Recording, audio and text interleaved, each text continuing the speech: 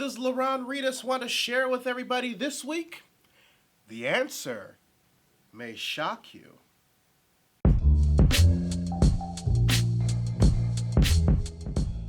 Readers, I want to assume that it's been a minute since I had to let people know that a thing the internet said was going to happen isn't going to happen.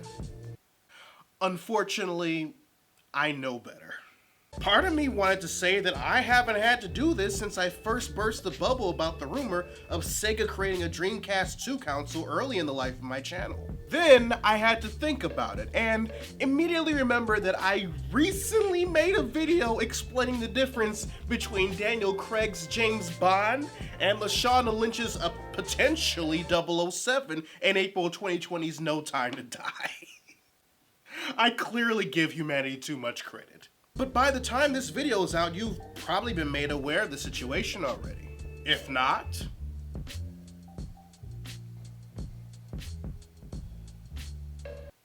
hi!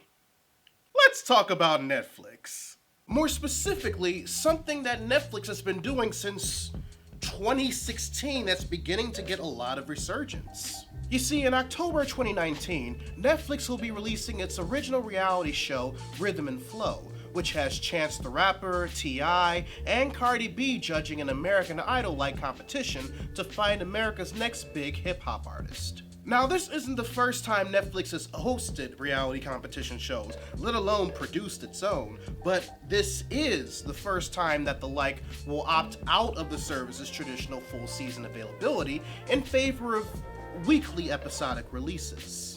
And simultaneously, the Great British Bake Off / Baking Show, a famous reality competition show Netflix has the streaming rights to that's currently airing in the UK, is also following suit with that same strategy on Netflix, currently being implemented with the 7th collection by releasing one episode a week. That way, Netflix watchers in the US can stay up to date with the show as it airs in the UK and not have to wait months after its initial run is finished before it's available to watch in its entirety statewide. Now, as I stated earlier, readers, this isn't Netflix's first rodeo with once-a-week episodic releases. The first to my recollection was Chelsea Handler's talk show, Chelsea, which premiered in 2016 and ran for 2 seasons. Then Joel McHale and Michelle Wolf took a whack at it with their shows before each of them getting canceled before their first seasons ever finished. But despite my opinions on whether or not they were capable of establishing something outside of their binge-watching format, Netflix finally struck late-night gold with Patriot Act with Hassan Minhaj in 2018, which is currently 4 seasons in and airing new episodes every Sunday. Then, of course, there was the hybrid of traditional TV and binge-watching a complete season that not only they tested out, but actually worked out in Netflix's favor, with shows like The Get Down, Disenchantment, and The Chilling Adventures of Sabrina having the first half of their seasons released, then taking a mid-season break before releasing the remaining episodes. So yeah, the handling of these 2 reality shows aren't Netflix's first rodeo when it comes to experimenting with ways of distributing content outside of the binge-watch formula that they're known for. However, the reason why it feels that way is because it was presented to us in the form of misinformative clickbait, thanks to the website comicbook.com, who, through the headline attached to the article on the matter, made it sound like Netflix was going to give up dropping complete seasons of contracted and original shows altogether, using Rhythm and Flow and the Great British Baking Show as the quote-unquote multiple shows it would be making the change to. I mean, yes, technically speaking, 2 is in fact a multiple of 1. But if you're bringing that up, then you're clearly an asshole. Now, I know what you're thinking. But Laron, this is just one website using clickbait. How much damage and misinformation can one website spread? The answer to that question is a lot. Because with the release of that article, multiple websites have referenced it as a source and named their articles about the news similarly, implying that it was a major change that Netflix was going to go through. So much that Actual customers were starting to get worried that Netflix was going to change right out of the blue. And Netflix had no choice but to address both their customers and the media outlets who sourced the comicbook.com article in order to do damage control regarding how the misinformation was spread. So if you were one of those individuals who was legit worried, let me be the first to tell you that Netflix is not doing away with their binge watching brand. However, if you're one of those individuals who weren't fooled by the clickbait, but still wondered how these media outlets were able to string clickbait that was so successful that Netflix themselves had to intervene, well, I have a theory, and wouldn't you guess it, it involves Disney+.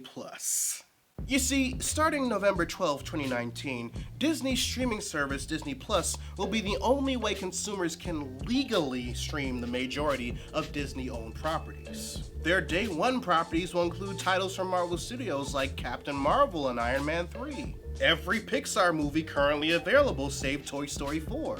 The Disney Plus exclusive movie Lady and the Tramp, and both the prequel and the original Star Wars trilogies. And of course, I'm not even scratching the surface, because one of their original series that will be released on day one will be Lucasfilm's very first live-action Star Wars television series, The Mandalorian. The thing about The Mandalorian, however, is that like with Hulu's original series, whose head of content, Craig Erwich, stated that they want to preserve the element of water cooler talk that television provides, The Mandalorian and other Disney Plus exclusive shows will only be releasing new episodes every week. Of course, part of this decision definitely came from Disney's agreement with Comcast in May of 2019, giving them complete control over Hulu in order to gain access to their technologies and use what they've clearly studied to enhance Disney+. But with Disney+, the reveal of its day one and year one lineup, and how the service will operate upon its launch being the talk of the town, not only are news and media sources going to make it seem that the upcoming arrival of Disney+ means that Netflix is in trouble for the sake of clickbait as seen by comicbook.com, but they're also going to embellish said clickbait by taking a very small, no big deal ass thing regarding how one or two shows will be operating with Netflix and imply in their headline that it'll be the status quo from the entire service moving forward. The only difference here is that people have been so vocal about clickbait when it comes to situations like the Netflix binge watch scare, that because they only read the misleading title or the Facebook/Twitter posts promoting the article, they don't read the actual article, mostly out of protest of the clickbait tactics, and take what they read regarding the promotion of the article at face value if it sounds direct enough. It's because of that things like this happen, and people and companies like Netflix have to go on social media to provide damage control to their now worried fan base. That's why, unless you're just poking fun at the subject matter at hand, I'm a huge advocate for fact-checking multiple sources as opposed to just going off of the headline. Thanks to comicbookmovie.com, there have been plenty of entertainment sources that implied in their headlines that what Netflix is doing with these two shows is happening across the board. And if Netflix themselves didn't step in and correct them, that misinformation would have continued to spread. So fact check, and fact check often. And if you find a source that you trust over the course that doesn't rely on heavy misinformation clickbait, keep it as a resource. Because the reality of the situation is that clickbait headlines aren't going anywhere anytime soon. But just because they're here to stay doesn't mean that they get a free pass from us. So with that being said, readers, your homework assignment for the day. Write in the comments section below whether or not you believe the big Netflix binge watch scare. Or if you feel like sharing with the rest of the class an instance in which misinformation spread like wildfire, regardless who it was or what it was that did it. Whichever one you decide to share, I'd love to know your thoughts. If you want to help financially support the channel, you can join my Patreon by clicking the card at the end of the video or in the link in the description down below, where you can also find a link to my merchandise store. Or if you prefer to give a one-time donation, you can find links to my PayPal and my Ko-fi account in the description box as well. Also, make sure you subscribe to the channel and turn on notifications, because I post new videos every Monday, Wednesday, and every other Friday. But until then, this is Readus 101. Class dismissed.